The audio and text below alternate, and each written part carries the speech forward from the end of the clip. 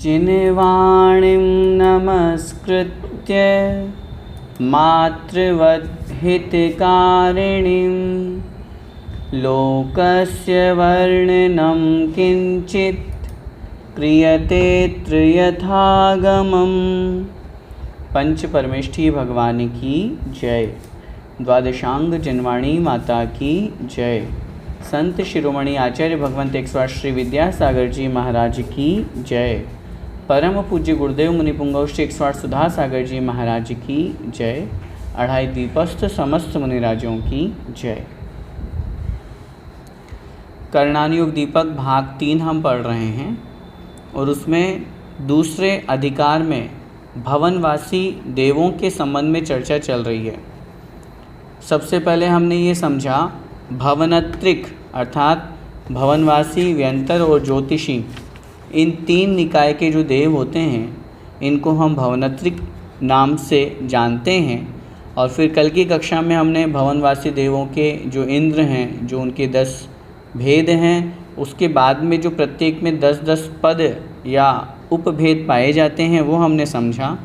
चैत्य वृक्षों के साथ में चैत्य वृक्ष क्या कहलाते हैं उसके बारे में समझ करके फिर हमने उनके निवास स्थान की चर्चा की थी। कल की क्लास में हमने अंतिम प्रश्न पढ़ा था जिसमें भवनवासी इंद्रों के भवनों की संख्या बताई गई। आप सभी लोगों को मालूम भी होगा, हम प्रतिदिन जब अकृत्रिम चैत्यालयों की पूजा करते हैं या उनको अर्घ्य चढ़ाते हैं तो पूरे तीनों लोकों में 8,56,97,481 अकृत्रिम चैत्यालय हैं। उसमें से अधोलोक संबंधी 7,72,00,000 चैत्यालय जिनालय हैं। वे 7,72,00,000 चैत्यालय भवनवासी देवों के निवास स्थान संबंधी है। ये जो हमने प्रश्न नंबर 52 पढ़ा, इसमें जो अलग अलग दक्षिणेंद्र में चमरेंद्र के 34 लाख, भूतानंद के 44 लाख, इस तरह से जो संख्या दी हुई है, जब इन सब की पूरी हम टोटल करते हैं तो इन सब की टोटल जो है वो 7,72,00,000 आता है। ये आप करके भी देख सकते हैं। तो इस प्रकार क्योंकि अधोलोक में ये भवनवासी जो देव हैं, व्यंतर देव भी निवास करते हैं, उनके भी अकृत्रिम चैत्यालय हैं, लेकिन उनके अकृत्रिम चैत्यालयों की संख्या असंख्यात है। 7,72,00,000 जो अधोलोक संबंधी जिनालय हैं वो सिर्फ और सिर्फ भवनवासी देव संबंधी है।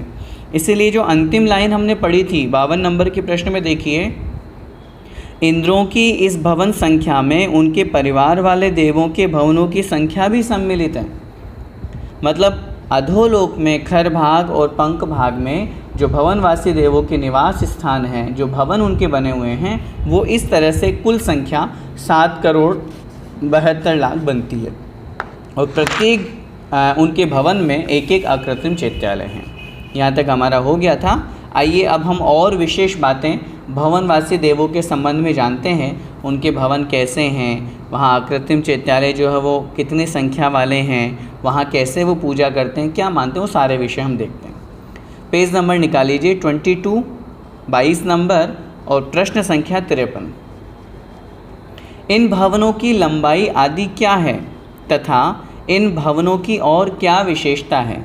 किन भवनों की? जिनकी हमने पहले वाले प्रश्न में चर्चा की, जो 34 लाख 44 लाख जिनके भवन बने हुए ना, ये जो भवन हैं इनकी क्या विशेषता है, कितनी लंबाई चौड़ाई वाले हैं? उत्तर, भवनों की लंबाई चौड़ाई का जघन्य प्रमाण संख्यात योजन और उत्कृष्ट प्रमाण असंख्यात योजन हैं। सबसे छोटे से छोटा अगर भवन होगा तो संख्यात योजन का होगा और बड़े से बड़ा उत्कृष्ट होगा तो वो असंख्यात योजन का है। ये समस्त भवन चौकोर होते हैं। ये एक विशेषता समझनी चाहिए। सामान्य रूप से आयताकार रूप भी भवन होते हैं, लेकिन भवनवासी देवों के जो भवन हैं ये चौकोर हैं। उनका बाहल्य मतलब जो ऊंचाई है, लंबाई और चौड़ाई तो संख्यात योजन और असंख्यात योजन है, लेकिन जो ऊंचाई है, हाइट है, वो 300 योजन है। प्रत्येक भवन के बीच में 100 योजन ऊंचा एक पर्वत है। अब देखिए, ये जो चैत्यालय अपन पढ़ते हैं, सुनते हैं, कल भी प्रश्न आया था, ये कहाँ पर है वो बताया जा रहा है। 300 योजन तो पूरे उस भवन की हाइट है और उसके बिल्कुल बीचों बीच में 100 योजन ऊंचा एक पर्वत है और प्रत्येक पर्वत पर एक एक चैत्यालय है। बिल्कुल मध्य में एक पर्वत बना हुआ है, उस पर्वत के ऊपर टॉप पॉइंट पे एक एक चैत्यालय बना हुआ है। भवनों की भूमि और दीवारें रत्नमयी होती हैं। ऐसा नहीं समझिएगा भवनवासी देव हैं तो ऐसे ही सिंपल सा कोई भवन होगा, वो भी बड़े ठाट बाट से रहते हैं, रत्नमय उनके भवन बने हुए हैं। ये भवन सतत प्रकाशमान रहते हैं और सर्वेंद्रियों को सुख देने वाली चंदनादि वस्तुओं से सिक्त होते हैं। सभी इंद्रियों को प्रसन्न करने वाले, सुख देने वाले, चाहे वो स्पर्शन इंद्रिय हो, रसना इंद्रिय हो, घ्राण, चक्षु, कर्ण। नरक में रहते हैं, अधोलोक में रहते हैं, तो इसका मतलब ये नहीं समझिएगा कि वहाँ कोई कष्ट होगा उनको। वहाँ का स्पर्शन इंद्रिय, वहाँ बहुत अधिक सर्दी नहीं, बहुत अधिक गर्मी नहीं, वातावरण बिल्कुल अनुकूल, खाने पीने की किसी तरह की, क्योंकि देव हैं, आगे हम पढ़ेंगे मानसिक आहार होता है। घ्राण जो यहाँ कह रहे हैं चंदन आदि वस्तुओं से सिक्त है, सुगंध बिल्कुल। तो कहने का तात्पर्य है पूरे पांचों इंद्रियों को पुष्ट करने वाले या बहुत सुंदर रत्नमयी उन देवों के, भवनवासी देवों के भवन बने हुए होते हैं। विशेष बात जो हमको समझनी और याद रखनी है कि उन भवनों के बिल्कुल मध्य में 100 योजन ऊंचाई वाले पर्वत हैं और उन पर्वत के ऊपर जिनालय बने हुए हैं। देखिए अगला प्रश्न। नरक बिल भी इसी प्रकार रत्न प्रभा पृथ्वी में चित्रादि पृथ्वियों के नीचे अब बहुल भाग में बने हुए हैं। फिर उन्हें भवन संज्ञा न देकर बिल संज्ञा क्यों दी गई है? प्रश्न बहुत अच्छा है। भवनवासी देवों के, अब थोड़ा सा एक ये सोचें, हम महल की बात कर रहे हैं, भवनों की बात कर रहे हैं। पृथ्वी के ऊपर बिल्डिंग बनती है, हम लोग जहाँ रहते हैं, हम जैसे रहते हैं, तो वो तो हमको भवन समझ में आते हैं, लेकिन भूमि के अंदर भी भवन बने हुए हैं। भूमि के अंदर भी भवन बने हुए हैं। अब प्रश्न ये स्वाभाविक सा बनता है कि आपने भवनवासी देवों के इन भवनों को तो भवन नाम दे दिया और उन नारकी जीवों के जो नीचे नरक स्थान बने हुए हैं आपने उनको बिल नाम दे दिया। जब दोनों भूमि के अंदर ही हैं तो फिर आपने अलग अलग नाम क्यों दिया?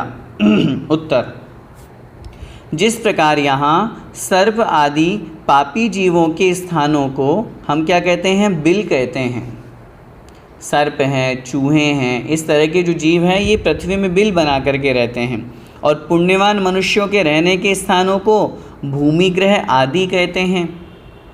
उसी प्रकार निकृष्ट पाप के फल को भोगने वाले नारकी जीवों के रहने के स्थलों की संज्ञा बिल है और पुण्यवान देवों के रहने के स्थानों की संज्ञा भवन है। ऐसा नहीं समझिएगा हम तो यहाँ भवन में रहते हैं, अगर हम ज़मीन के अंदर अंडरग्राउंड बना के रहें तो कहलाएंगे तो हम भी क्या कि हम ज़मीन में रह रहे हैं। लेकिन क्या जो चूहे सर्प आदि के बिल हैं वो और क्या हमारे अंडरग्राउंड्स जो बने हुए हैं वो दोनों एक जैसे हैं? नहीं होंगे, दोनों एक जैसे नहीं होंगे। इसका मतलब ये हुआ तो जैसे अपन में यहाँ भेद होता है, अंतर साफ स्पष्ट दिख रहा है, भूमि के अंदर रहते हुए भी उसको बिल संज्ञा दी है और हमारे बिल्डिंग्स को भवन संज्ञा दी है, ठीक ऐसे ही अधोलोक में, पृथ्वी में, पहली पृथ्वी की ही चर्चा है, उसमें खरभाग और पंख भाग में भवनवासी देव निवास करते हैं। उनके वो भवन बने हुए हैं, अकृत्रिम है, किसी ने बनाए नहीं है, अनादिकाल से है, अनंत काल तक एज इट इज़ रहने वाले हैं, कोई चेंज उनमें नहीं आता है। और जो नीचे अब बहुल भाग में नारकी जीव रहते हैं उनके भी निवास स्थान बने हुए हैं, वो भी फिक्स हैं, वो भी अकृत्रिम है, लेकिन वो चूँकि पापी जीवों के रहने का स्थान है, तद्रूप आकार वहाँ का है, इसलिए उसको बिल नाम दिया है। और यहाँ पुण्यवान जीव, क्योंकि देव पुण्यवान तो होते ही हैं, भले ही वो भवनवासी है लेकिन पुण्य तो उनका है ही, तभी तो देव पर्याय उन्होंने प्राप्त की। तो इस प्रकार उन दोनों में अंतर होने से उनको बिल संज्ञा दी है और इनको यहाँ भवन नाम दिया है। अगला प्रश्न है, भवन लोक में अकृत्रिम चैत्यालयों की संख्या कितनी है? उत्तर, भवन लोक में 7,72,00,000 अकृत्रिम चैत्यालय हैं। जैसा कि अभी हमने आपसे निवेदन किया, प्रश्न संख्या जो 52 अपन ने पढ़ी थी उसमें जो प्रत्येक इंद्र और जो इंद्र हैं, दूसरे दो इंद्र हैं ना उनके भवनवासी में, तो उन प्रत्येक इंद्र के जो भवनों की और उनके पूरे परिवार की भवनों की जो संख्या टोटल बताई गई है वो 7,72,00,000 होती है। मेरा फिर से निवेदन आपसे, अधोलोक संबंधी हम जो अकृत्रिम चैत्यालय 7,72,00,000 लगाते हैं वो मात्र भवनवासी देव से संबंधित ही है। अधोलोक में व्यंतर देव भी रहते हैं और व्यंतर देवों के निवास स्थान भी बने हुए हैं, और व्यंतर देवों के निवास स्थान में प्रत्येक निवास स्थान में एक एक अकृत्रिम चैत्यालय भी है, लेकिन चूँकि उनकी संख्या असंख्यात है इसलिए उनको यहाँ पर काउंट नहीं किया। जब हम 8,56,97,481 ये अकृत्रिम चैत्यालय गिनते हैं तब उसमें 7,72,00,000 अधोलोक के 458 मध्यलोक के और 84,97,023 ये हो गए ऊर्ध्वलोक के। अगर आपको संख्या याद है तो अच्छी बात है, नहीं हो तो आप लिख सकते हैं। ऊर्ध्वलोक के जिनालय जो हैं वो ऊर्ध्वलोक के जिनालय भी कैसे, हम आगे जब ऊर्ध्वलोक का वर्णन पढ़ेंगे हो सकता है वहाँ ये वर्णन आए। ऊर्ध्वलोक में जो 16 स्वर्ग हैं, 16 स्वर्गों के ऊपर 9 ग्रैव्यक है, 9 अनुदिश और 5 अनुत्तर हैं, उनमें जो विमान हैं पूरे ऊर्ध्वलोक में वैमानिक देवों के, उन विमानों की संख्या भी इतनी ही है और प्रत्येक विमान में एक एक अकृत्रिम चैत्यालय है। लिखना चाहें लिख लीजिए। अधोलोक में 7,72,00,000 ये भवनवासी देवों से संबंधित है। अधोलोक में 7,72,00,000 भवनवासी देवों से संबंधित। मध्यलोक में 458, ये 458 मोटे रूप में कहाँ कहाँ हैं, ढाई द्वीप में, फिर उसके बाद में 8वें नंदीश्वर द्वीप में, फिर 11वें कुंडलगिरी में और फिर 13वें रुचिकगिरी में, यहाँ तक है। होने में तो यहाँ भी और भी बहुत सारे हैं लेकिन उनमें से काउंटेबल इतने ही हैं। और फिर ऊर्ध्वलोक में गिनेंगे तो 84,97,023, 84,97,023 ये कुल मिलाकर के टोटल कितने हो गए, 8,56,97,481। हम प्रतिदिन पूजन भी करते हैं, अर्घ्य भी चढ़ाते हैं, इस प्रकार ही होते हैं। अच्छा, एक महत्वपूर्ण बात, इनके अलावा लिखिए अपनी कॉपी में, इनके अलावा व्यंतर देव संबंधी असंख्यात अकृत्रिम चैत्यालय, व्यंतर देव संबंधी असंख्यात अकृत्रिम चैत्यालय और ज्योतिष देव संबंधी असंख्यात अकृत्रिम चैत्यालय होते हैं। व्यंतर देवों के निवास स्थान असंख्यात हैं इसलिए उनके असंख्यात कहे गए। ज्योतिषी देवों में असंख्यात विमान उनके बने हुए हैं, ज्योतिष के विमान, तारागण ही इतने सारे हैं। तो इस तरह असंख्यात ज्योतिषी के और असंख्यात व्यंतर के, ये अकृत्रिम चैत्यालय की चर्चा अपन ने की। वापस आ जाइए किताब में, देखें भवन लोक में 7,72,00,000 अकृत्रिम चैत्यालय हैं जिनमें देव देवांगनाएं भक्ति भाव पूर्वक नृत्य, संगीत एवं गान आदि के द्वारा जिन पूजन करते हैं। प्रतिदिन ऐसा एक भी दिन नहीं जाता जब कोई देव या देवी भगवान जिनेंद्र देव की पूजन अर्चन नहीं करते हों, और कैसे बड़े भक्ति भाव से संगीत के साथ में नृत्य गान करते हुए। हम और आप तो कभी सर्दी तेज़ पड़ जाए या कभी गर्मी हो, कभी कोई स्थिति परिस्थिति कहीं बाहर चले जाएं, अब जैसे अभी लॉकडाउन की स्थिति है, मजबूरी, चलो ये तो अपनी तरफ से मान लीजिए, अपनी तरफ से आलस नहीं है, लेकिन आलस्य के कारण से हम लोग तो कभी कभी गोल मार जाते हैं, कभी कभी मंदिर नहीं जाते हैं। लेकिन ये देवों में कभी नहीं होता ऐसा, वो तो प्रतिदिन जिनेंद्र भगवान की पूजन अर्चन करते हैं। भवनों की जितनी संख्या है अकृत्रिम चैत्यालयों की उतनी ही संख्या है। भवन कितने, 7,72,00,000 जो हमने पहले पढ़ा प्रश्न नंबर 52 में टोटल करने पे। ऐसे ही जितने भवन उतने ही अकृत्रिम चैत्यालय, क्योंकि एक एक भवन में जो पर्वत बना हुआ है उस पर एक एक जिनालय बना हुआ है। अगला प्रश्न, भवनवासी देवों में आहार और श्वासोच्छ्वास का क्या क्रम है? हम देवताओं के बारे में सुनते हैं कि वे मानसिक आहार करते हैं, श्वासोच्छ्वास भी जो ग्रहण करते हैं वो बहुत लंबे समय के पीरियड के बाद में आहार और श्वासोच्छ्वास होता है। तो उसमें क्या डिफरेंस है और किस देव का कितना है वो बता रहे हैं। उत्तर, असुर कुमार देव 1000 वर्ष में आहार ग्रहण करते हैं और एक पक्ष में श्वासोच्छ्वास लेते हैं। ये उनकी आयु के कारण से ऐसा है। इतना डिफरेंस जो आया ना गेप, अब अपन सोच रहे हैं कि 15 दिन में एक बार श्वास लेना, यहाँ तो 15 सेकंड भी नहीं हो पाते हैं और अपने को दोबारा दूसरी श्वास लेनी होती है। क्यों? आयु कम है। तो जिसकी जितनी ज़्यादा आयु होती है और देवों की अपेक्षा से अपन कथन कर रहे हैं, तो उस अनुसार उनको उतना टाइम पीरियड में गैप मिल जाता है। 1000 वर्ष बाद आहार ग्रहण करते हैं। नाग कुमार, सुपर्ण कुमार और द्वीप कुमार ये 12 से ही 1/2 दिन में आहार ग्रहण करते हैं, अर्थात 12.5 दिन में, तथा 12.5 मुहूर्त में श्वासोच्छ्वास लेते हैं। उदरी कुमार, स्तनित कुमार और विद्युत कुमार 12 दिन में आहार ग्रहण करते हैं एवं 12 मुहूर्त में श्वासोच्छ्वास लेते हैं, तथा दिक् कुमार, अग्नि कुमार और वायु कुमार देव 7.5 दिन में आहार ग्रहण करते हैं और 7.5 मुहूर्त में श्वासोच्छ्वास लेते हैं। ये डिफरेंस क्यों हुआ, आगे हम प्रश्न पढ़ेंगे इन देवों की आयु पे, किस देव की कितनी आयु होती है। तो आयु कम होने के कारण से उनमें गैप कम हुआ। आयु अधिक, जैसे हम असुर कुमार की बात करें तो उसकी 1 सागर की आयु है, तो 1 सागर की आयु होने के कारण से 1000 दिन में और एक पक्ष में उनका आहार और श्वासोच्छ्वास होता है। अन्य देवों की पल्यों में आयु है, 3 पल्ले में, 2.5 पल्ले में, 2 पल्ले में, 1.5 पल्ले में, उस अनुसार वो डिफरेंस वहाँ पर किया गया है। क्या लिख रहे हैं आगे? ये देव अति स्निग्ध और अनुपम अमृतमय आहार को मन से ग्रहण करते हैं। आचार्यों ने शास्त्रों में लिखा, जैसे ही इनका समय पूरा हुआ, उदाहरण समझें, जैसे असुर कुमार देव ने आज उनके मन से आहार हुआ, 1000 वर्ष बाद में अपने आप ही उनको क्षुधा, उनको भूख लगेगी, मन में आकांक्षा होगी, इच्छा होगी कि मुझे कुछ ग्रहण करना है और कंठ से अमृत झर जाएगा और उनकी तृप्ति हो जाएगी। ये स्थिति उनके आहार की होती है।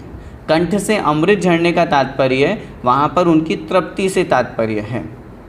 मानसिक आहार इसीलिए देवताओं के लिए कहा गया है, मन में विचार किया, मन में इच्छा हुई और तद्रूप उनकी पूर्ति हो जाती है।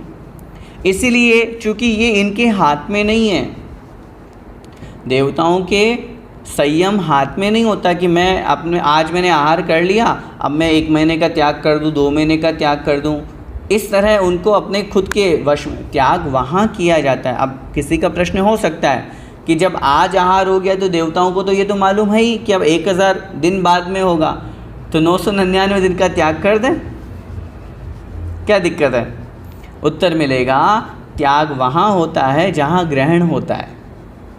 अच्छी तरह से समझिएगा, त्याग वहाँ होता है जहाँ ग्रहण होता है। जब ग्रहण करना ही नहीं है तो त्याग कैसा कहलाएगा? अब आप बोलें, जैसे अपन वर्णन पढ़ते हैं लोकांतिक देवों कि वहाँ स्त्रियों का, महिलाओं का प्रवेश नहीं होता, देवियों का प्रवेश नहीं होता, तो क्या वे ब्रह्मचारी होते हैं? उन्होंने कहा ब्रह्मचारी व्रत होते हैं, ब्रह्मचारी नहीं होते, उनके व्रत नहीं हो सकता, उनके ब्रह्मचारी व्रत मतलब समान, ब्रह्मचारी के समान हैं। जब स्त्री है ही नहीं तो त्याग किसका करेंगे? त्याग उसी का तो किया जाएगा जिस वस्तु को हम ग्रहण करने की योग्यता रखते हो। ये आचार्य ज्ञान सागर जी महाराज जो दादा गुरु रहे अपने, आचार्य श्री के गुरुदेव, उन्होंने इस प्रसंग में जब त्याग की चर्चा आई तो उन्होंने बहुत अच्छी बात लिखी। बोले कोई एक बूढ़ा व्यक्ति है जो खाट पे लेटा हुआ है और जिसके मुंह में दांत नहीं, तो ऐसे व्यक्ति को कहा जाए कि तुम चने खा लो, या उससे पूछा जाए तो वो बोले मेरे तो चने का त्याग है। वृद्धावस्था के कारण से जो उठने में असमर्थ है, मुंह में दांत नहीं है और वो बोल रहे मैं चने नहीं खा सकता, मेरे चने का त्याग है, तो ऐसे व्यक्ति का त्याग हास्यास्पद माना जाएगा। भाई तुम खा ही नहीं सकते तो फिर त्याग किस बात का? तो ऐसे ही इन देवों के संबंध में जब अपन चर्चा करते हैं कि ये संयम को ग्रहण क्यों नहीं कर सकते, क्योंकि आहार और ये सब श्वासोच्छ्वास आदि ग्रहण करना, ये इनके हाथ में नहीं होता है, इनके वशीभूत नहीं होता है। ये खुद अपने आप मनसा आहार, जिसको अपन कहते हैं, मन से ही आहार आदि ग्रहण करते हैं और ये कभी भी आयु के अनुसार इनको ग्रहण हो जाता है। चाहे ये कहीं पर भी, चाहे अकृत्रिम चैत्यालयों की पूजा कर रहे हो, तब अगर उस समय आ गया तो उस समय हो जाएगा। कहीं पंचकल्याणक में जा रहे हों, तब उस समय अगर समय आ गया तो उस समय हो जाएगा। इसलिए इनके संयम नहीं कहा गया है। अगला प्रश्न, भवनवासी देवों का गमन कहाँ कहाँ पर होता है? ये देव कहाँ आ जा सकते हैं? उत्तर, भक्ति से युक्त सभी इंद्रादिक देव पंचकल्याणकों के निमित्त 2.5 द्वीप में। अब एक एक पॉइंट को समझते जाइएगा, कहाँ कहाँ ये आ जा सकते हैं, कहाँ जाने की योग्यता रखते हैं और कहाँ जाते हैं। तो पंचकल्याणक में गर्भ, जन्म, तप, ज्ञान और मोक्ष, केवल ज्ञान के बाद समावसरण के वर्णन में तो हम पढ़ते ही पढ़ते हैं, उनका अलग पूरा स्थान बना हुआ है, ये पूरा कोठा बना हुआ है, वहाँ वो पहुँचते ही हैं। उसके अलावा जन्म कल्याणक आदि, पूरे पंचकल्याणक आदि के अवसर पे ये वहाँ पहुँच करके और भक्ति करते हैं। तथा साथ में जिनेंद्र प्रतिमाओं की पूजन के निमित्त नंदीश्वर में जाते हैं, ये भी हम पढ़ते हैं। जब नंदीश्वर की बात अपन करते हैं तो चारों दिशाओं में चारों निकाय के देव 6-6 घंटे तक इस तरह से क्रम में पूरे नंदीश्वर द्वीप की वंदना और पूजा करते हैं। तो इस प्रकार वहाँ भी वो पहुँचते हैं। साथ में शीलादिक गुणों से संयुक्त किन्हीं मुनिराजादिक की पूजन एवं परीक्षा के निमित्त भी जाते हैं। जब अपन पढ़ते हैं कि देवताओं में, इंद्रों में सभा लगी हुई है और कोई चर्चा चली कि वो मुनि महाराज इतने महान, इतने तपस्वी ऐसे हैं, तो उनकी परीक्षा करने के लिए भी वे देवतागण आ जाते हैं, आते हैं। अपनी अपनी क्रीड़ा करने के लिए अथवा शत्रु समूह को नष्ट करने की इच्छा से असुर कुमारादिक देवों की गति ऊर्ध्व रूप से अन्य की सहायता के बिना ऐशान स्वर्ग पर्यंत और अन्य दूसरे देवों की सहायता से अच्युत स्वर्ग पर्यंत होती है। ऊपर कहाँ तक जा सकते हैं? ऊपर 16वें स्वर्ग तक जा सकते हैं। अच्युत मतलब 16वां स्वर्ग। लेकिन अपनी इच्छा से, अपनी शक्ति से असुर कुमार कहाँ तक? दूसरे स्वर्ग तक। ठीक है। लेकिन अगर कोई देव उन्हें ले जाना चाहे तो 16वें स्वर्ग तक उनको ले जा सकता है, असुर कुमार देव को। अन्य देवों की शक्ति कम होती है, इसलिए उनका वर्णन यहाँ नहीं किया। अन्य में उसी अनुसार समझ लेना चाहिए। और नीचे कहाँ तक जा सकते हैं? ये नीचे तीसरी पृथ्वी तक जा सकते हैं। ये हम पहले भी पढ़ के आ चुके हैं, क्योंकि तीसरी पृथ्वी तक नारकी जीवों को धर्मोपदेश सुनने का अवसर वहाँ निमित्त प्राप्त होता है। और ये भवनवासी देव, ऐसा नहीं समझिएगा कि मात्र लड़ाने बिड़ाने ही जाते हैं। अच्छे हैं, सम्यक दृष्टि हैं, तो ये अन्य नारकी जीवों को संबोधित करने भी जाते हैं, उपदेश देने भी जाते हैं। इसलिए नीचे तीसरी पृथ्वी तक अपने शक्ति स्वयं, अपनी बिना किसी की हेल्प के नीचे तीसरी पृथ्वी तक और ऊपर दूसरे स्वर्ग तक। और अगर अपन अन्य देव की सहायता की बात करें तो उसको साथ में ले जा करके 16वें स्वर्ग तक वह देव जा सकते हैं। अगला प्रश्न, भवनवासी देवों की उत्कृष्ट एवं जघन्य आयु कितनी होती है? आयु के संबंध में प्रश्न किया है। भवनवासी देवों के दक्षिणेंद्रों में, जो दक्षिण दिशा में रहने वाले, हम पहले पढ़ के आए थे, कहाँ रहते हैं भवनवासी देव? भवनवासी देव मध्यलोक के असंख्यात द्वीप समुद्रों को छोड़ करके फिर नीचे खर भाग और पंख भाग में वहाँ पर उनके निवास स्थान बने हुए हैं, जो दक्षिण और उत्तर की तरफ रहते हैं, इस तरह से। तो उनमें से जो दक्षिणेंद्र में कौन कौन से? चमर है, भूतानंद है, वेणु, पूर्ण एवं जल प्रभादि, जो 6 देव हैं। इन 6 देवों की उत्कृष्ट आयु क्रमशः 1 सागर, 3 पल्य, 2.5 पल्य, 2 पल्य एवं 1.5 पल्य होती है। तत्वार्थ सूत्र जी में जो सूत्र दिया है आचार्य महाराज ने, उसी अनुसार अपन को समझना चाहिए। वहाँ उन्होंने मोटे रूप में भवनवासिनो असुर कुमार, नाग कुमार, वो एक निकाय रूप दे करके वहाँ कथन कर दिया। यहाँ थोड़ा सा हम डेप्थ में जाकर के चर्चा कर रहे हैं, तो वो जो उनके अंदर जो दक्षिणेंद्र और उत्तरेंद्र का भेद किया है, उस अनुसार यहाँ आयु बताई गई है।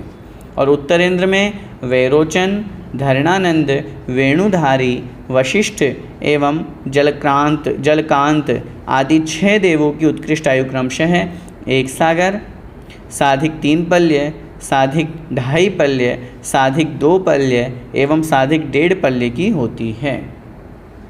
ये आयु इन देवों की कही गई है। भवनवासी देवों की जगन्य आयु 10,000 वर्ष की होती है।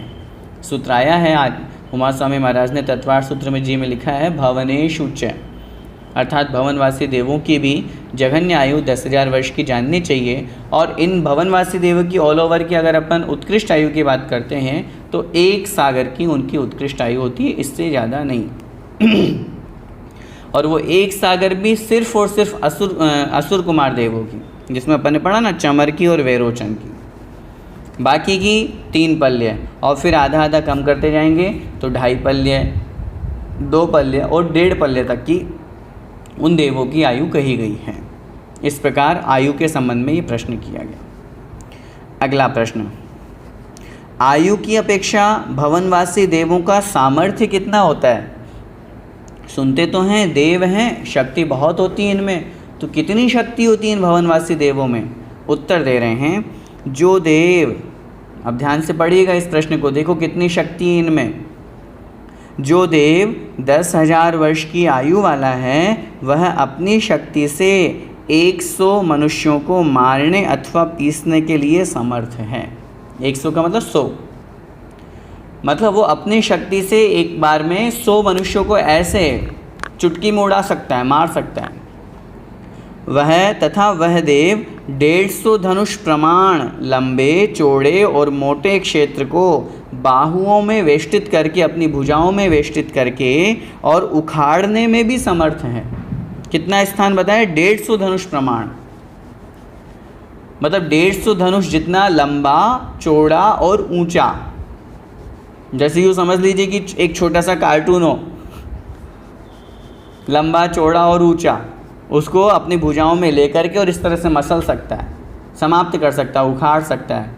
इतनी सामर्थ्य उनमें होती है जो जिनकी आयु मात्र 10,000 वर्ष, मतलब ये मिनिमम शक्ति है, क्योंकि 10,000 वर्ष से कम आयु होती नहीं है भवनवासी देवों में, तो ये मिनिमम शक्ति है। इतनी शक्ति तो उनमें पाई ही जाती है। फिर आगे कह रहे हैं, 1 पल्योपम आयु वाला देव पृथ्वी के 6 खंडों को उखाड़ने तथा वहाँ रहने वाले मनुष्य एवं तिर्यंचों को मारने अथवा पीसने के लिए समर्थ है। पूरा का पूरा जो हमारा, यूँ समझ लीजिए भरत क्षेत्र 6 खंड, उस भरत क्षेत्र को पूरा का पूरा उखाड़ने में, नष्ट करने में, वहाँ के मनुष्य तिर्यंचों को सबको समाप्त करने में इतनी शक्ति वो रखते हैं। फिर कह रहे हैं 1 सागरोपम काल तक, ये तो वह पल्ले की बात, और 1 सागरोपम काल तक रहने वाला जो जीवित रहने वाला जो देव हैं वो समग्र जम्बू द्वीप को उखाड़ फेंकने तथा तहस नहस करने और उसमें स्थित मनुष्यों एवं तिर्यंचों को मारने अथवा पीसने के लिए समर्थ है। पूरे के पूरे जम्बू द्वीप को उठा करके फेंक दे, उल्टा कर दे, इतनी शक्ति उस 1 सागर की आयु वाले देव में पाई जाती है। तो ये जो शक्ति बताई गई है, एक बात ये भी ध्यान रखिएगा, ये शक्ति की अपेक्षा कथन है। आज तक न कोई देव ऐसा कर पाया है और न कभी करेगा, न आज तक कभी किसी ने किया और न कभी करेगा, क्योंकि अकृत्रिम चैत्यालय हैं, अनादिकालीन जो रचनाएं हैं, अकृत्रिम रचनाएं, उनके साथ में कोई छेड़छाड़ नहीं कर सकता, नियम है ये। लेकिन चूंकि शक्ति का कथन करना है, शक्ति इतनी है उनमें, इस अपेक्षा से अपन को ये कथन समझना चाहिए। और इसीलिए कहा जाता है कि जब भगवान की भक्ति और शक्ति की बात आती है, भगवान की भक्ति और उन देवों की शक्ति की बात आती है, तो देवता हमसे कई गुना आगे है। हम लोग तो 2 घंटे पूजा कर लें, 1 घंटे स्वाध्याय की कक्षा में बैठते हैं, उसमें 10 बार अपने हाथ पैर हिलाते हैं, आसन बदलते हैं, और देवता क्या करते हैं? घंटों घंटों तक, 24 घंटे तक भगवान की लगातार भक्ति कर रहे हैं, तो भी उनके कोई असर नहीं हो रहा। 8 दिन तक लगातार भगवान की भक्ति कर रहे हैं, तो भी कोई असर नहीं हो रहा। क्यों? क्योंकि उनमें शक्ति वैसी होती है। भक्ति भी उनमें विशेष रूप से अकृत्रिम चैत्यालयों की निरंतर वो वंदना करते हैं, कल्पवृक्षों से प्राप्त सामग्री उनको होती है, और वहाँ से ले जा कर के वो भगवान की खूब पूजा अर्चन ठाट बाट से करते हैं। हम तो अपनी शक्ति के अनुसार कर पाते हैं। तो इस तरह से संयम में जैसे हम मनुष्य आगे हैं, ऐसे ही भगवान की भक्ति में और उनकी स्वयं की शक्ति में देवता हमसे आगे। आने जाने की अपेक्षा से कह रहे हैं, देखिए जिस देव की संख्यात वर्ष की आयु है वह एक समय में संख्यात योजन जाता है और इतने ही योजन आता है। सोचिए, एक समय में, 1 मिनट में 60 सेकंड, 1 सेकंड में असंख्यात आवली और 1 आवली में असंख्यात समय। एक समय में संख्यात योजन चला गया वो, और संख्यात योजन आ भी गया, लौट करके आ गया एक ही समय में। तथा जिस देव की आयु असंख्यात वर्ष की है वह एक समय में असंख्यात योजन जाता है और इतने ही योजन आता है। मतलब पल्लियों में जिनकी आयु है, सागरों में जिनकी आयु है, असंख्यात वर्ष की आयु वाले देव कहलाते हैं ये एक समय में असंख्यात योजन जा कर के वापस आने की सामर्थ्य रखते हैं। इतनी इनमें ताकत होती है जाने आने संबंधी, इतनी तीव्र गति से गमन करते हैं। आगे देखिए अगला प्रश्न, भवनवासी देवों के ऊर्ध्व, अधः एवं तिर्यक दिशा में अवधि ज्ञान का प्रमाण क्या है? आप लोगों ने पहले भी पढ़ा है, नरक में और देवगति में जो भी जीव जाते हैं उनको नियम से अवधि ज्ञान होता है, चाहे वे सम्यक दृष्टि हो चाहे मिथ्या दृष्टि हो। भव प्रत्योवधिर देव नारकाणाम, अर्थात देव और नारकियों के भव प्रत्यय अवधि ज्ञान होता है। अब देवताओं में बात आई तो भवनवासी देव हैं, तो भवनवासी देवों में अवधि ज्ञान का प्रमाण क्या? अवधि ज्ञान से कितना जान सकते हैं वो? उत्तर देखिए, अपने अपने भवन में स्थित भवनवासी देवों का अवधि ज्ञान ऊर्ध्व दिशा में उत्कृष्ट रूप से मेरु पर्वत के शिखर पर्यंत क्षेत्र को विषय करता है। ये उत्कृष्ट है। मध्यलोक की हाइट कितनी? 1 लाख योजन की। तो जहाँ वो भवनों में खरभाग और पंखभाग में रह रहे हैं वहाँ से लेकर के और पूरा सुमेरु पर्वत की चूलिका तक, शिखर तक, वो ऊर्ध्व लोक में या ऊर्ध्व दिशा में जान सकते हैं। अधो दिशा में अपने अपने भवनों के नीचे नीचे थोड़े क्षेत्र में प्रवृत्ति करता है। मतलब जहाँ उनके भवन हैं उसमें से कुछ वहाँ उन्होंने किंचित शब्द का प्रयोग किया है। परिमाण नहीं बताया कि 2 योजन, 10 योजन, 20 योजन, 50 योजन, कुछ मतलब किंचित, थोड़े से में। और तिरछे में बहुत अधिक क्षेत्र में अबाधित प्रवृत्ति करता है। बहुत अधिक से तात्पर्य आप संख्यात असंख्यात योजन भी समझ सकते हैं। और अबाधित प्रवृत्ति का मतलब होता है बिना किसी बाधा के।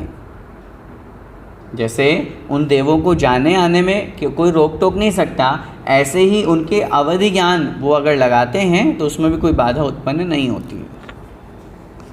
ये आगे कह रहे हैं, क्षेत्र की अपेक्षा भवनवासी देवों के अवधि ज्ञान का प्रमाण जघन्य रूप से 25 योजन हैं। क्षेत्र की अपेक्षा जब अपन बात करते हैं, ये दिशा की अपेक्षा सामान्य कथन हुआ था, अब क्षेत्र की अपेक्षा से बात कर रहे हैं, ये जघन्य हैं। मतलब मिनिमम इतना अवधि ज्ञान तो उनको मिलेगा ही मिलेगा कि 25 योजन को वो जान ही सकते हैं। काल की अपेक्षा 1 दिन के भीतर के वस्तु को विषय करता है, जघन्य। काल की अपेक्षा, क्योंकि अवधि ज्ञान जो होता है वो द्रव्य क्षेत्र काल भाव की मर्यादा को लेके होता है। परिभाषा पहले पढ़ के आ चुके हैं। तो उसमें क्षेत्र की जब अपन बात करते हैं तो मिनिमम क्षेत्र तो हो गया 25 योजन और मैक्सिमम क्षेत्र जो हो गया वो ऊपर ऊर्ध्वलोक में, ऊर्ध्वलोक का तात्पर्य ऊर्ध्व दिशा में सुमेरु पर्वत की चूलिका तक, नीचे कुछ योजन तक और तिरछे में बहुत योजन तक। तो ये तो हो गया उत्कृष्ट से क्षेत्र की अपेक्षा। काल की बात कर रहे हैं तो काल की अपेक्षा से जघन्य जो है वो 1 दिन की भीतर वस्तु को जानने की योग्यता रखते हैं। और उत्कृष्ट रूप से क्षेत्र व काल की अपेक्षा असुर कुमार देवों के, क्योंकि उत्कृष्ट इन्हीं को प्राप्त होगा। उत्कृष्ट अवधि ज्ञान का क्षेत्र, उत्कृष्ट अवधि ज्ञान का काल, जो भी अवधि ज्ञान की द्रव्य क्षेत्र काल भाव की मर्यादा है, ये असुर कुमार को ही प्राप्त होगी, क्योंकि उनकी आयु सबसे ज़्यादा है, उनकी व्यवस्था सबसे ज़्यादा है। इसलिए तो उत्कृष्ट रूप से क्षेत्र व काल की अपेक्षा असुर कुमार देवों के अवधि ज्ञान का प्रमाण क्रमशः असंख्यात करोड़ योजन, क्या है ये तो हुआ क्षेत्र, और काल कितना है? असंख्यात वर्ष मात्र है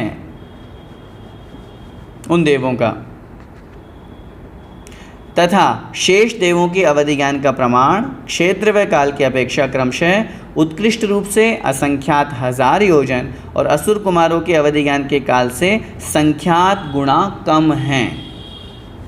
क्यों है कम? आयु कम है, उनकी सारी की सारी शक्तियाँ कम हैं। असुर कुमार को मुख्य रूप से कहा गया है, इसलिए अन्य देवों का उस असुर कुमार की अपेक्षा से संख्यात गुना कम क्या कहा गया है? जो काल कहा गया है, और जो क्षेत्र है वो असंख्यात 1000 योजन कहा गया है, और उनका क्षेत्र कहा गया था असंख्यात करोड़ योजन। तो इस प्रकार देवों में, भवनवासी जो देव हैं उन देवों में अवधि ज्ञान संबंधी ये चर्चा यहाँ पर की गई। मुख्य रूप से अपन को 2-3 बातें इस प्रश्न के उत्तर में समझनी है। जब हम जघन्य क्षेत्र की बात करेंगे तो प्रत्येक देव में मिनिमम जघन्य कितना होगा? 25 योजन का क्षेत्र तो होगा ही होगा। और जब उत्कृष्ट की बात करेंगे तो उत्कृष्ट लगेगा सिर्फ असुर कुमार देव की अपेक्षा से। ऊपर ऊर्ध्व दिशा में सुमेरु पर्वत की चूलिका तक, नीचे अधोलोक में कुछ क्षेत्र कुछ योजन तक, और तिर्यक में बहुत योजन तक। जब काल की अपेक्षा बात की जाएगी तो जघन्य काल कितना है? 1 दिन का। जघन्य काल 1 दिन का, और उत्कृष्ट काल अगर हम असुर कुमार देवों की अपेक्षा से लगाते हैं तो उनका उत्कृष्ट काल जो है वो असंख्यात वर्ष मात्र कथन किया गया है, वो अपन को समझना चाहिए। आगे देखिए, भवनवासी देवों का उत्सेद कितना होता है एवं विक्रिया कितनी होती है? उत्सेद का तात्पर्य ऊंचाई, हाइट, नेचुरल जो उनको आयु हाइट मिलती है वो कितनी मिलती है, और वो उससे विक्रिया कितनी कर सकते हैं वो बता रहे हैं। उत्तर, असुर कुमार देवों के शरीर की ऊंचाई 25 धनुष की होती है और शेष देवों की ऊंचाई 10 धनुष मात्र होती है। जो नेचुरल है, विक्रिया से वो आगे बनाएंगे वो आगे बता रहे हैं, लेकिन जो उनको मिलती है, जिस अवगाहना में वो रहते हैं, वो अवगाहना ये है। असुर कुमार की 25 धनुष और अन्य शेष सबकी 10 धनुष। 10 प्रकार के भवनवासी देव अनेक रूपों की विक्रिया करते हुए अपने अपने अवधि ज्ञान के क्षेत्र को पूरित करते हैं। विक्रिया के द्वारा निर्मित उनके शरीरों की ऊंचाई अनेक प्रकार की होती है। उसको वो कितना भी छोटा बड़ा बना सकते हैं, इसलिए उसकी ऊंचाई का यहाँ कोई प्रमाण नहीं दिया है। वो विक्रिया से बना रहे हैं, इसलिए उसमें कोई आपत्ति नहीं है, कितना भी बड़ा बना सकते हैं। और कितने स्थान तक वो अपनी विक्रिया को भेज सकते हैं? जितने स्थान तक उनका अवधि ज्ञान का क्षेत्र है, उससे आगे नहीं। जितने स्थान तक उनके अवधि ज्ञान का क्षेत्र है, इसलिए यहाँ पे लाइन दी हुई है, देखिए फिर से पढ़ें। 10 प्रकार के भवनवासी देव अनेक प्रकार के अनेक रूपों की विक्रिया करते हुए अपने अपने अवधि ज्ञान के क्षेत्र को पूरित करते हैं। मैक्सिमम एक विक्रिया बना करके 2 किलोमीटर भेज सकते हैं, लेकिन अगर अपन मैक्सिमम की बात करेंगे तो जितना उनका अवधि ज्ञान का क्षेत्र है वहाँ तक वो अपनी अनेक विक्रिया बना करके, जितना अवधि ज्ञान का क्षेत्र वहाँ तक सारी विक्रिया भी बिछा दें तो भी उस अवधि ज्ञान के क्षेत्र के अंदर अंदर तक वो अपनी विक्रिया बना सकते हैं, उससे आगे नहीं। अगला प्रश्न, भवनत्रिक में काम सेवन किस प्रकार होता है? उत्तर, भवनत्रिक देव काय प्रविचार से युक्त होते हैं तथा वेद नो कषाय की उदीर्णा होने पर वे मनुष्यों के समान काम सुख का अनुभव करते हैं। काय प्रविचारा आ ऐशानाथ, अर्थात ऐशान स्वर्ग तक, तीनों भवनत्रिक और सोधर्म ऐशान स्वर्ग तक शरीर से मनुष्यवत काम प्रविचार होता है। काम प्रविचार से यहाँ तात्पर्य हमको समझना चाहिए कामेच्छा की संतुष्टि, पूर्ति, इच्छा पूरी हो जाना। सप्त धातुओं से रहित होने के कारण निश्चय से उन देवों के वीर्य का क्षरण नहीं होता। केवल वेद नो कषाय की उदीर्णा के शांत होने पर उन्हें संकल्प सुख उत्पन्न होता है। चूँकि वहाँ पर शरीर में हम अब शब्द का यहाँ प्रयोग तो कर दिया, मनुष्यवत काम सेवन होता है, लेकिन मनुष्य में काम सेवन होने पर पुत्रोत्पत्ति, संतानोत्पत्ति देखी जाती है, वीर्य क्षरण देखा जाता है। ऐसी स्थिति देवों के साथ में नहीं होती है, क्योंकि जो देवतागण होते हैं उनके शरीर में सप्त धातुएं नहीं होती है। वो क्रिया वैसी करते हैं, लेकिन उस क्रिया के करने से उनके कामेच्छा की संतुष्टि वहाँ पर हो जाती है, और यही काम सेवन की विधि उनमें कही गई है। अगला प्रश्न, भवनवासी देव किनकी पूजा करते हैं? भवनवासी देव किनकी पूजा करते हैं? उत्तर ध्यान से देखिएगा। सम्यक दर्शन रूपी रत्न से युक्त देव तो कर्म क्षय के निमित्त नित्य ही अत्यधिक भक्ति से जिनेंद्र प्रतिमाओं की पूजा करते हैं। हमने पढ़ा अभी पहले, जहाँ वो निवास करते हैं उनके भवनों में एक एक अकृत्रिम चैत्यालय बना हुआ है। सम्यक दृष्टि देव जो भवनवासी में सम्यक दृष्टि होते हैं, पहली बात तो ये नियम अच्छी तरह से समझिएगा, जितने भी भवनत्रिक देव में जन्म लेने वाले जीव हैं वे नियम से जन्म के समय मिथ्या दृष्टि ही होते हैं। जितने भी हैं, चाहे वो भवनवासी हो, व्यंतर हो, ज्योतिषी हो, कोई हो। तो सम्यक दृष्टि देव तो उन्हें सच्चा जिनेंद्र देव मान करके और अपने मन सम्यक दृष्टि है तो क्या भावना रखेगा? मेरा कर्म का नाश हो, कम्मक हो, दुखक हो, कम्मक हो, बोला, इस तरह की भावना रखते हुए कर्म क्षय के निमित्त बड़े भक्ति भाव से आनंद के साथ में वो भगवान जिनेंद्र देव की प्रतिमाओं की पूजा करते हैं। किंतु सम्यक दृष्टि देवों से संबोधित किए गए मिथ्या दृष्टि देव भी कुल देवता मानकर जिनेंद्र प्रतिमाओं की नित्य ही नाना प्रकार से पूजा करते हैं। लेकिन करते सब हैं, चाहे वो सम्यक दृष्टि हो चाहे मिथ्या दृष्टि हो, कोई सा भी देव हो, प्रतिदिन जिनेंद्र भगवान की पूजा अर्चन करता है। आचार्य ने बहुत स्पष्ट लिखा, त्रिलोक सारजी तिलोई परिणति में, मिथ्या दृष्टि देव भी जिनेंद्र भगवान को ही पूजता है, लेकिन उसकी धारणा चूँकि मिथ्यात्व रूप है इसलिए वो उनको कुल देवता मान के पूजता है, लेकिन पूजता जरूर है।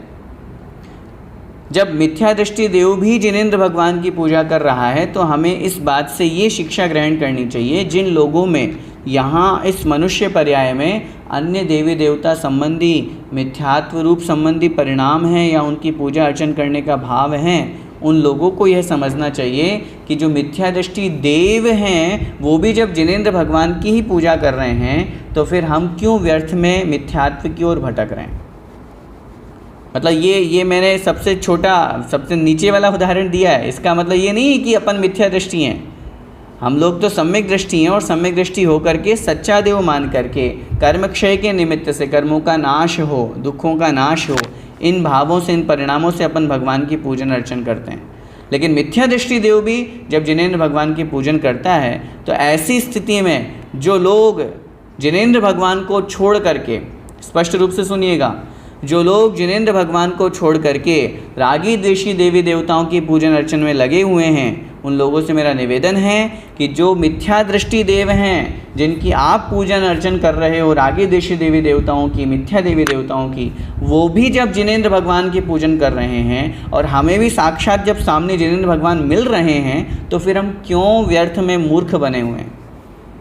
क्यों हम अपना श्रद्धान डिगा करके और अन्य देवी देवताओं की तरफ या रागी द्वेषी देवी देवताओं की तरफ या फिर यक्ष यक्षिणियों की तरफ जाते हैं और वहाँ उनकी पूजन अर्चन करते हैं, जब साक्षात जिनेंद्र भगवान हमको मिल रहे हैं, उनकी प्रतिमा हमको मिल रही है, वीतराग अवस्था के हमको दर्शन हो रहे हैं, तो वही श्रद्धान हमको भी अपने जीवन में लाना चाहिए।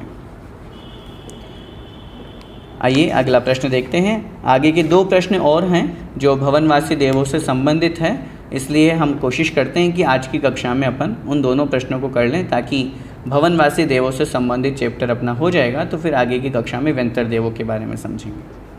अगला प्रश्न देखें, भवनवासी देवों में उत्पत्ति के क्या कारण हैं? ऐसा क्या करते हैं जीव या लोग जो भवनवासी देवों में उत्पन्न होते हैं? उत्तर देखिए, ज्ञान और चारित्र में दृढ़ शंका वाले, एक एक पॉइंट को समझते जाइएगा। भवनवासी देवों में उत्पन्न होना अच्छा है या बुरा, पहले तो हम ये विचार करें। अब अपन ने इतना सारा जो इनके बारे में वर्णन पढ़ा उससे तो लग रहा है अच्छा ही है, इतनी अच्छी आयु मिलती है, इतना ऊंचाई मिलती है, अवधि ज्ञान होता है, सारा होता है। लेकिन नहीं, ये जन्म के समय नियम से मिथ्या दृष्टि होते हैं, पहला कारण। दूसरी बात, कोई नियम थोड़ी ना है कि अपनी आत्मा का कल्याण कर पाएंगे ही। तीसरी बात, अधोलोक में निवास करते हैं। इनसे अच्छा तो वैमानिक देव होना अच्छा है। जब देव पर्याय की ही प्राप्ति की बात अपन कर रहे हैं तो वैमानिक देव पर्याय को ही अपन को प्राप्त करने का भाव रखना चाहिए, क्योंकि सम्यक दर्शन के साथ में जब भी कोई जीव आयु बंद करता है तो वो नियम से वैमानिक देवायु का ही बंद करता है। तो जो लोग इस मनुष्य पर्याय में इस तरह के परिणाम रखते हैं, किस तरह के ज्ञान और चारित्र में शंका वाले, पता नहीं क्या बोल रहे हैं, क्या समझा रहे हैं, हमको तो कुछ समझ में नहीं आ रहा, आचरण सही कर रहे हैं तो भी उसको गलत भाव मन में आना कि क्या पता सही है कि गलत है, डाउटफुल है, संक्लेश परिणाम वाले, दोषपूर्ण चारित्र वाले जो अपने चारित्र में दोष लगाते रहते हैं, उन्मार्गगामी मिथ्या मार्ग पर गमन करने वाले, निदान भावों से युक्त जो ये चाहते हैं मैं तो देव बन जाऊं, मैं तो स्वर्ग के सुख को भोगूं, मुझे तो खूब स्वर्ग संपदा मिले, देवियां मिले और खूब वैभव मिले, इस तरह का जो धर्म को ग्रहण करके, धर्म की क्रिया करके, व्रत नियम संयम का पालन करके और निदान कर लेते हैं। साथ में पापों की प्रमुखता से जो सहित हैं, कामिनी के विरह रूपी ज्वर से जो जर्जरित हैं, कामिनी से तात्पर्य स्त्री, कलह प्रिय और पापिष्ठ कितने ही अविनयी जीव एवं मिथ्यात्व भाव से संयुक्त कितने ही संगी और असंगी जीव भवनवासियों में उत्पन्न हो जाते हैं, होते हैं। इस तरह के जिनके परिणाम होते हैं वो भवनवासी देवों में उत्पन्न होते हैं, जो क्रोध, मान, माया और लोभ में आसक्त हैं, दुष्चारित्र वाले हैं तथा बैर भाव में रुचि रखते हैं, वे असुरों में उत्पन्न होते हैं। ठीक है। अब इनमें से अपने में कौन कौन से गुण हैं? मैं गुण शब्द प्रयोग कर रहा हूँ, गुण नहीं है ये, दोष हैं, लेकिन अपन लोग गुण ही तो मान करके ग्रहण करते रहते हैं। अगर अपन लोग दोष मान लेते तो छोड़ ही देते अब तक तो, लेकिन अभी तक तो अपन इनमें डूबे हुए हैं ना। क्यों? क्योंकि अपन को ये अच्छे लग रहे हैं, गुस्सा करना अच्छा लगता है, कषाय में लिप्त होना अच्छा लगता है, पंचेंद्रिय विषयों में डूबना अच्छा लगता है, बैर भाव रखना अच्छा लगता है। कितने अपने जीवन में अपन देखते हैं कि ऐसी स्थिति होती है कि कदाचित कोई कहा सुनी हो गई, बैर भाव हो गया तो हम बस उस कहानी को चलाए रखते हैं, कंटिन्यू बातचीत नहीं करते हैं, मन में ऐसे परिणाम रखते हैं। ये सब चीज़ें जो हैं कहीं ना कहीं निश्चित रूप से हमारी आत्मा का अपकार करने वाले परिणाम हैं, हमें संसार में भटकाने वाले परिणाम हैं। क्योंकि भवनत्रिक देवों में जाने का मतलब ये मत समझना या ये हमको नहीं समझना चाहिए कि हमारी आत्मा का कल्याण की कोई गारंटी है, वो तो वैमानिक देवों में भी नहीं है। लेकिन हम अपने परिणामों को यहीं पर सुधार करके रखें ना। हम क्यों इस तरह के परिणाम रखें? क्यों हम गलत आचरण करें? जो हमारा खान पीन है वो हमारा शुद्ध हो, जो हमारा व्यवहार हो बहुत अच्छा हो। हम बहुत अधिक, हम मानते हैं हम कषायों से मुक्त नहीं हो सकते, लेकिन कषायों को कम तो कर सकते हैं। हम पंचेंद्रिय के विषयों की आशा से पूर्ण रूप से रहित नहीं हो सकते, लेकिन उस इच्छा को कंट्रोल तो कर सकते हैं, आशा को लिमिट में तो कर सकते हैं। जितनी वस्तुओं को हमारी आवश्यकता हो तदनुसार हम संतोषी तो बन सकते हैं। अगर हम ऐसा करेंगे तो निश्चित रूप से भवनवासी देवों में उत्पन्न होने से हम बचेंगे। अगला प्रश्न है, अंतिम प्रश्न आज की कक्षा का। देव दुर्गतियों में उत्पत्ति के क्या कारण हैं? अब देव दुर्गति एक तरह से देव शब्द का भी प्रयोग कर रहे हैं और दुर्गति भी बोल रहे हैं क्योंकि भवनत्रिक में जो उत्पन्न होते हैं वो अच्छे देव नहीं माने जाते हैं। मैंने पहले भी आपसे निवेदन किया था, आचार्य कुंद स्वामी महाराज ने तो इनको कुदेव संज्ञा दी है। अनेक स्थानों पर जब हम पढ़ते हैं सुरासुर, तो सुर असुर, उनमें जो वैमानिक देव हैं वे सुर कहलाते हैं और जो भवनत्रिक देव हैं वे असुर कहलाते हैं। तो इस तरह से चर्चा अपन समझते हैं तो वो देव दुर्गति ही एक तरह से कहलाती है। उत्तर, समाधि मरण के विराधित होने करने पर कितने ही जीव कंदर्प, किल्विष, आभियोग्य और सम्मोह आदि देव दुर्गतियों में उत्पन्न होते हैं। यहाँ देव दुर्गति से तात्पर्य मात्र भवनत्रिक ही हमको नहीं समझना, साथ में ही वैमानिक देवों में भी जो नीचे के देव हैं जिनके बारे में हमने पढ़ा था, किल्विषिक जाति के हैं, आभियोग्य जाति के देव हैं, जो आज्ञा से, इंद्र की आज्ञा मान करके और उसमें वाहन आदि बनने के काम में आते हैं। कंदर्प जाति के देव, इस तरह के जो देव हैं ये उन देवों में निम्न कैटेगरी के देव कहलाते हैं। तो समाधि मरण के विराधित करने पर, इससे क्या तात्पर्य हमको समझना है? इससे ये तात्पर्य समझना है, संलेखना समाधि मरण के अवसर पर अगर कोई जीव, जो हम समाधि मरण के अवसर पर पढ़ते हैं ना, जीने की हो न वांछा, मरने की हो न इच्छा, परिवार मित्र जन से मैं राग को भगाऊं, इस तरह के परिणाम अपन अच्छे अच्छे पढ़ते हैं। लेकिन जो इनसे विपरीत परिणाम रखते हैं, जीने मरने की इच्छा रखते हैं, निदान मान लेते हैं, कोई ना कोई इच्छा करते हैं मुझे ये वस्तु खिला दो पिला दो, इस तरह के जो परिणाम रखते हैं, उस अपेक्षा से वे देवता कंदर्प, किल्विष, आभियोग्य और सम्मोह आदि देव दुर्गतियों में उत्पन्न होते हैं। आगे, जो सत्य वचन से रहित हैं, बहुजन में हंसी करते हैं और जिनका हृदय कामासक्त रहता है, वे निश्चय से कंदर्प देवों में उत्पन्न होते हैं। ये एक तरह से देवों की जाति है कंदर्प। जो भूति कर्म, भूति का तात्पर्य पूजा का जो कार्य है, मंत्राभियोग और कौतूहल आदि से संयुक्त है तथा लोगों की वंचना करने में प्रवृत्त रहते हैं, वे वाहन देवों में उत्पन्न होते हैं। वाहन से तात्पर्य आभियोग्य जाति के जो देव हैं उनमें वे उत्पन्न होते हैं। फिर आगे कह रहे हैं, तीर्थंकर, संघ प्रतिमा एवं आगम ग्रंथादिक के विषय में प्रतिकूल, दुर्विनयी तथा प्रलाप करने वाले जीव किल्विषिक देवों में उत्पन्न होते हैं। जो किल्विषिक जाति के देव होते हैं, जिनके बारे में हमने पढ़ा था, जैसे यहाँ भूमि पर हम मनुष्य क्षेत्र में देखते हैं, जो चांडाल है, मेहतर आदि है, उनको हम एक अलग स्थान देते हैं, वहाँ पर वे निवास करते हैं। ठीक उसी प्रकार जो तीर्थंकरों की अभिनय करते हैं, उनके प्रतिकूल आचरण करते हैं, संघ, चतुर्विध संघ है, जिन प्रतिमा हैं अथवा आगम शास्त्र आदि हैं, उनके प्रति अविनय भाव रखते हैं, उनकी अवहेलना करते हैं, साथ में ही उनके प्रति गलत प्रलाप अपलाप करते हैं, ऐसे जो देव होते हैं, ऐसे जो जीव होते हैं, वे किल्विषिक जाति के देव बनते हैं। और अंतिम लाइन कह रहे हैं, कुमार्ग का उपदेश देने वाले, जिनेन्द्रोपदिष्ट मार्ग के विरोधी और मोह से मुक्त जीव सम्मोह जाति के देवों में उत्पन्न होते हैं।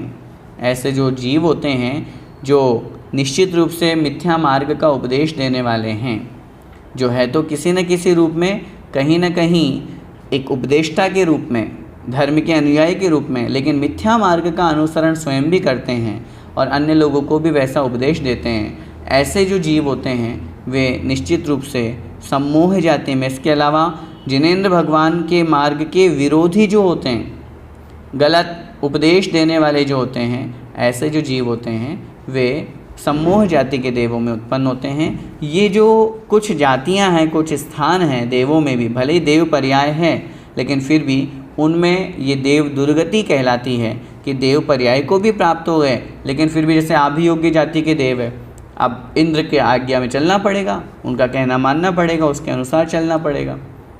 अब जैसे किल्विषिक जाति के देव हैं, अब है तो देव, लेकिन उनको एक अछूत चांडाल के समान अस्पृश्य समझा जाता है और उनको एक अलग स्थान में रखा जाता है, अलग स्थान उनको दे।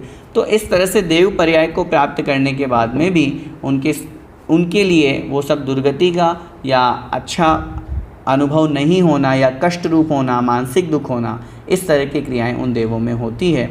हमने यहाँ तक ये जो 65 प्रश्न हो गए हैं, भवनवासी देवों का वर्णन यहाँ पर पूरा हुआ। आज की कक्षा में बस इतना ही, फिर आगे हम आगे की कक्षा में देखेंगे।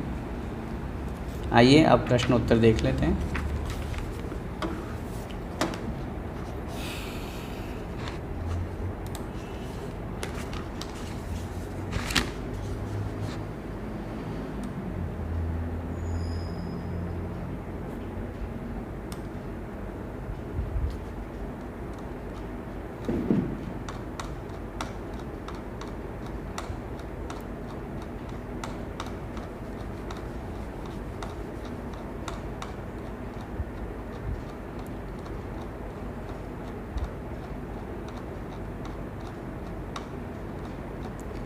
पहला प्रश्न आपके है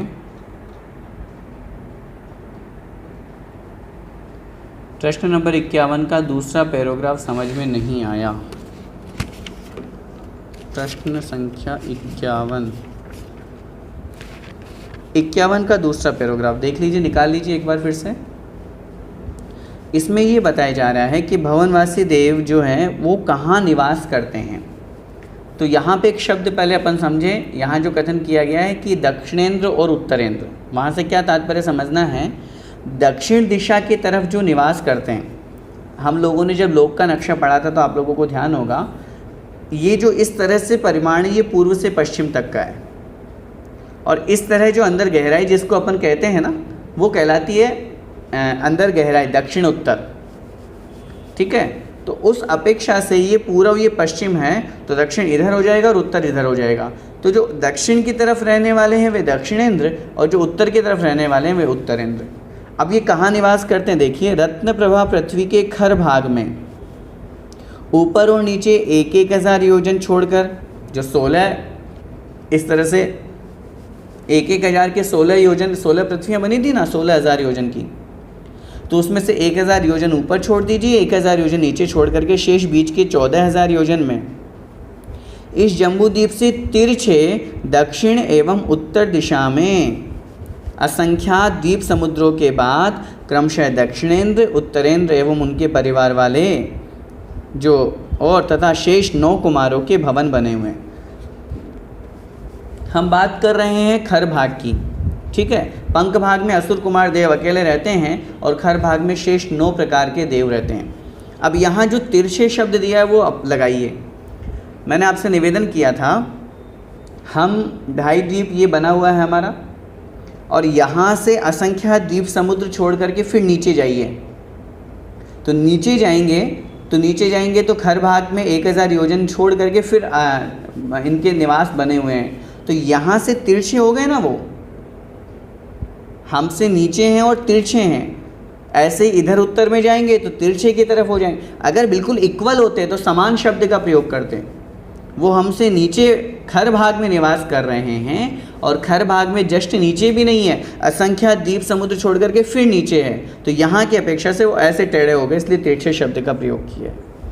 इनमें से किन्हीं किन्हीं के भवनपुर एवं आवास भी होते हैं। हम जो पहले ऊपर वाले पहले पैराग्राफ में पढ़ करके आए हैं, भवन, भवनपुर और आवास, तो इनमें से किन्हीं किन्हीं के भवनपुर और आवास भी होते हैं, परंतु असुर कुमार देवों के केवल भवन रूप ही निवास स्थान होते हैं। भवनपुर और आवास असुर कुमार में नहीं होते हैं, अन्य देवों में पाए जाते हैं।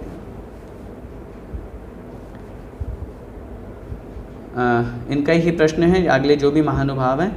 जम्बूद्वीप से तिरछे दक्षिण उत्तर समझ में नहीं आया, आई थिंक अभी समझ में आ गया होगा जैसा अभी आपको बताया। क्या पंख एवं खर भाग में अकृत्रिम चैत्यालयों की रचना इस प्रकार हुई है कि किसी भी दशा में पृथ्वी पर रहने वाले जीवों का पाँव उन पर ना पड़े? हाँ बिल्कुल ठीक है, उसमें कोई दिक्कत नहीं है, वैसे ही बने हुए हैं। भवनत्रिक व वैमानिक देवों का अवधिज्ञान विषय कितना है? ये आगे इसमें भवनत्रिक का, अभी भवनवासी का बताया, आगे व्यंतर का बताएंगे, आगे ज्योतिषी का बताएंगे, आगे वैमानिक का बताएंगे। जो वर्णन चल रहा है उस अनुसार अपन को पढ़ना है। भवनत्रिक व अनेक देवों के भवनों में चैत्यालयों की संख्या। अनेक देव कौन से हुए यहाँ पे? आपने भवनतरिक लिखा है, शायद हो सकता है भवनत्रिक हो। तो भवनत्रिक क्या तात्पर्य? भवनत्रिक में 7,72,00,000 चैत्यालय हैं। और व्यंतर की अगर आपने प्रश्न किया है यहाँ पे, तो व्यंतर से तात्पर्य असंख्यात है उनके। असुर कुमार पंख भाग में ही रहते हैं, द्वीप समुद्र या पहाड़ों पे नहीं। हाँ बिल्कुल ठीक है, जब अपन ने पढ़ा है कि उनके भवनपुर और आवास नहीं होते तो उनमें वो निवास नहीं करते। आचार्यों ने रत्न प्रभा के खर भाग को ही नरक क्यों नहीं कहा, पूरे भाग को क्यों कहा? पूरे भाग को कहाँ नरक कहा गया है? रत्न प्रभा पृथ्वी के जो 3 भाग बने हुए हैं, खर भाग, पंख भाग और अबहुल भाग, उनमें से अबहुल भाग को ही तो नरक कहा है। खर भाग और पंख भाग को नरक नहीं कहा। पृथ्वी बनी हुई है वो, लेकिन वहाँ नरक नहीं है।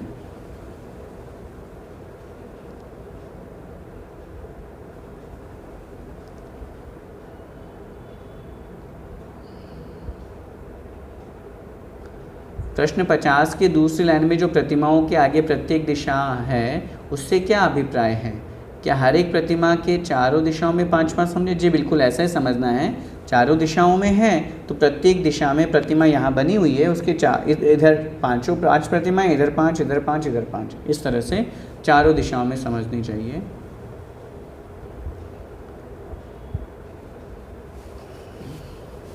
क्या रत्न प्रभा के खर, पंख, बहुल भाग पृथ्वी के बीच में गैप है तो कितना कितना है, तथा इन पृथ्वियों के नीचे वात वाला है तो कितनी मोटाई है? आपने जब आपको यहाँ बताया गया था, जब फोटो या नक्शा दिखाया गया था तब आपको बताया गया था कि रत्नप्रभा पृथ्वी के 3 भाग हैं। ये माना कि ये मोटी पूरी रत्नप्रभा पृथ्वी है 1,80,000 योजन मोटी। इसमें से ये 16,000 का खर भाग, 84,000 का पंख भाग और 80,000 का अबहुल भाग। इन तीनों के बीच में कोई गैप नहीं है, न कोई वात वलय है। इसके नीचे 3 वात वलय बने हुए हैं, वही अपन को समझना है। तीनों भाग के मतलब तीनों में से खर भाग और पंख भाग के नीचे कोई वात वलय नहीं है, कोई गैप नहीं है। अब बहुल भाग जहाँ समाप्त होगा, पहली पृथ्वी समाप्त होगी और उसके नीचे 3 वात वलय और फिर असंख्यात योजन का आकाश। सीमंतक पटल की उत्कृष्ट आयु में 1 0 ज़्यादा लिखी है, प्लीज़ चेक कीजिए। Question number 39।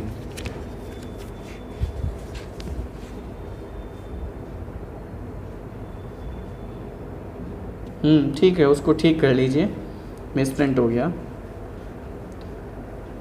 1 0 ज़्यादा लगी हुई है, उसको आप ठीक कर लें।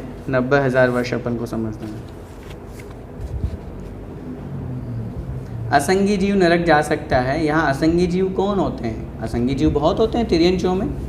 पंचेंद्रिय जो असंगी जीव होते हैं उनमें जैसे कोई कोई तोता, कोई कोई सर्प, ये हम जो पशु पक्षियों की बात करते हैं वे नरक में पहली पृथ्वी तक जा सकते हैं। देवांगनाएं कौन से स्वर्ग तक रहती है? देवांगनाएं 16वें स्वर्ग तक रहती हैं। 16वें स्वर्ग तक देवियाँ होती हैं। देवियों का जो जन्म है वो मात्र पहले और दूसरे स्वर्ग में होता है, ये नियम है, लेकिन उनका निवास जो है वो 16वें स्वर्ग तक होता है। क्या चैत्य वृक्ष पृथ्वी कायिक है? पृथ्वी कायिक नहीं, पृथ्वी काय है। पृथ्वी कायिक में तो एकेंद्रीय जीव हो जाएंगे, लेकिन वो पृथ्वी काय है। भवनत्रिक व वैमानिक देवों के आहार एक जैसे हैं क्या? नहीं, आहार एक जैसा नहीं है। जब वो देव अलग अलग है तो उनका आहार भी अलग अलग होगा, उसको क्वालिटी में भी फ़र्क आएगा। होते सबके मानसिक आहार ही है देवों के, लेकिन फिर भी उस आहार में भी डिफरेंस होता है।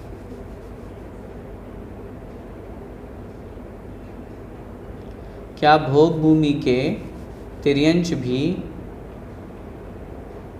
पृथक विक्रिया करते हैं? सुनने में तो आया है, पढ़ने में ये प्रसंग प्राप्त होते हैं कि भोग भूमि जीव भी पृथक विक्रिया करते हैं, इसलिए करने में आपत्ति नहीं है। सभी देव पंचम काल में आ सकते हैं क्या संबोधन करने के लिए? इस विषय में आचार्यों ने शास्त्रों में लिखा है, पंचम काल में मध्यलोक में अपने मनुष्य क्षेत्रों में देवताओं का आना जाना बहुत कम हो जाता है। वहाँ पर उन्होंने कथन किया, पंचम काल में जीवों का इतना पुण्य नहीं होता है कि देव वहाँ आकर के और उनको संबोधित करें अथवा उनकी रक्षा करें। इसलिए पंचम काल में बहुत कम देव नीचे आते हैं और वैमानिक देवों का तो आने का प्रसंग सुनते ही नहीं हैं। अन्य देवों में भवनवासी व्यंतर तो चूँकि मध्यलोक में ही रहते हैं, इसलिए आना जाना उनका बना रह सकता है। प्रश्न 46, अपाय मतलब क्या है? अपाय का मतलब दुख और भय होता है। देवों में दिन रात भेद नहीं होता है ना? हाँ, नहीं होता है। देवों में नहीं, देव ऊर्ध्व गति में हम बात करेंगे। देवों में तो क्या, व्यक्ति में या जीव में थोड़ी ना दिन रात का भेद होता है, स्थान विशेष में होता है। वहाँ पे दिन रात का भेद नहीं होता है, वहाँ हमेशा प्रकाशमान उजाला आदि बना रहता है देवताओं के। और अनेक स्थानों पे भवनों के अलावा, उनके विमानों के अलावा बहुत से पूरे स्थान पे अंधेरा ही अंधेरा है।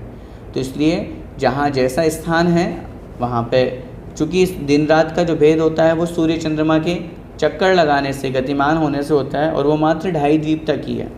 उसके बाद में जो असंख्यात द्वीप समुद्र, वहाँ के जो सूर्य चंद्रमा आदि विमान स्थिर हैं, तो जहाँ तक उनका प्रकाश पहुँचता है वहाँ तक तो उजाला है, आगे के भाग में अंधेरा होता है। तो ऐसे पूरे तीनों लोकों में चूँकि 2.5 द्वीप के अलावा जो बाकी का क्षेत्र है, वहाँ जहाँ तक ज्योतिर्लोक कह सकते हैं, अथवा जहाँ विमानों में मणियाँ आदि है उस अपेक्षा से किंचित प्रकाश वहाँ हम कह देंगे, बाकी पूरे क्षेत्र में, पूरे लोक में वहाँ पर अंधेरा ही रहता है। रसना इंद्रियों से देव क्या खाते हैं? रसना इंद्रिय से खाने का तात्पर्य वही समझना चाहिए जो मानसिक आहार से संतुष्टि हुई है, तदनुसार उस रसना इंद्रिय से वो स्वाद ग्रहण करते हैं। स्वाद ग्रहण करने का तात्पर्य जैसा कहा जाता है कंठ से अमृत झरना, तो उसका स्वाद तो उनको ग्रहण होता ही है कि हाँ मेरी तृप्ति हो गई, तो एक रसना इंद्रिय की पूर्ति हो जाती है, वो भाव यहाँ समझना है। चित्रा पृथ्वी नीचे के 15 भागों में कौन रहते हैं? चित्रा पृथ्वी के नीचे के लिखा तो है, चित्रा पृथ्वी के नीचे के जो 15 भाग है, 15 पृथ्वियाँ हैं, उनमें से लास्ट वाला 1000 छोड़ दीजिए, शेष जो 14000 है वो खर भाग पूरा 16000 का कहलाएगा। उसमें चित्रा पृथ्वी ऊपर की लास्ट वाली 1000 योजन की पृथ्वी, बीच के जो 14000 योजन है उसमें ये 9 प्रकार के भवनवासी देव और राक्षस को छोड़ करके 7 प्रकार के व्यंतर देवों का निवास होता है। ऊर्ध्वलोक में कल्पवृक्ष होते हैं क्या? बिल्कुल होते हैं। 10 प्रकार के कल्पवृक्ष हमारे यहाँ पे कहे गए हैं, भोजनांग, पानांग, ज्योतिरांग, दीपांग, मध्यांग, भूषणांग, वस्त्रांग आदि करके। उनमें से ऊर्ध्वलोक में देवों में या देवताओं के स्थान पे भोजनांग और पानांग जाति के कल्पवृक्षों को छोड़ करके शेष 8 प्रकार के कल्पवृक्ष वहाँ पर पाए जाते हैं, क्योंकि वहाँ भोजन और खाने पीने से संबंधित वहाँ कोई क्रिया नहीं होती है, इसलिए 8 प्रकार के कल्पवृक्ष वहाँ होते हैं। एक भवन में कितने पर्वत? एक भवन में एक ही पर्वत होता है। अगला प्रश्न, भवन और व्यंतर देवों के भी मूल शरीर जन्म स्थान में से में स्थित होते हैं क्या? और विक्रिया शरीर यात्रा तीर्थ या अगला शब्द समझ नहीं आ रहा, यात्रा आदि विचरण करते हैं। हाँ, इस संबंध में मूल शरीर तो उनका वही रहता है। वैमानिक देवों के संबंध में तो ये प्रसंग पूर्ण रूप से स्पष्ट प्राप्त होता है, लेकिन वैक्रिक देवों के संबंध में कहीं ऐसा पढ़ने सुनने में नहीं आया है।